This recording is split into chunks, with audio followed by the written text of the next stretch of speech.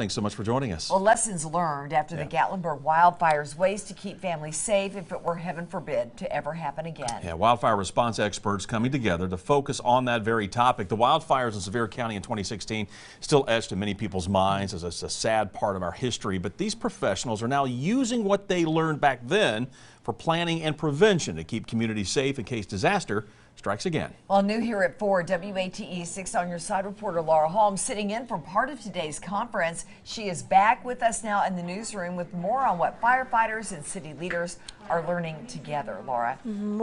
Wildfire experts telling me today we generally see a wildfire as a forestry problem, but it's actually twofold. It's a forestry and community problem. And so experts say if we work on solutions together in that respect, we can reduce the risk of wildfires. This isn't a run-of-the-mill classroom. Well, we're seeing more extremes as far as hotter, drier weather and longer burning conditions through the seasons. City leaders and firefighters learning today about wildfire and what that means for North America. Because we're seeing increased development and changes in the way that fires are burning, we expect that there will be more interaction with wildfire. One solution is how city or county leaders can work to reduce the risk of wildfire with long-term development planning. We have to learn to live in an environment that will naturally have hazards. And so it's not a question of can we just live somewhere else where there are no wildfires. It's more accepting them as part of our landscape and then making decisions of where we can be safe with our development. Wildfire experts referencing the Gatlinburg wildfires and issues we experienced with getting in and out of communities. Is the area that I'm planning prone to wildfire?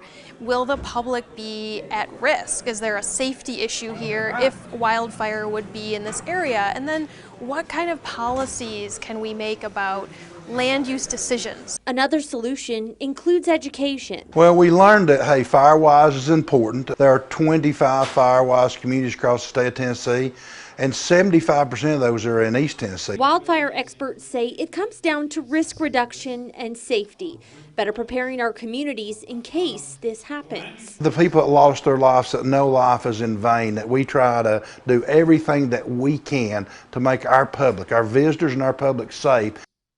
This is actually a two-day conference. Tomorrow, those taking part will be taking a mobile tour, visiting areas impacted by a wildfire. Of course, there'll be homes and businesses that they'll check out in Gatlinburg, but they'll also be visiting the cabin fire site in Pigeon Forge that happened back in 2013 at Black Bear Ridge Resort. Guys?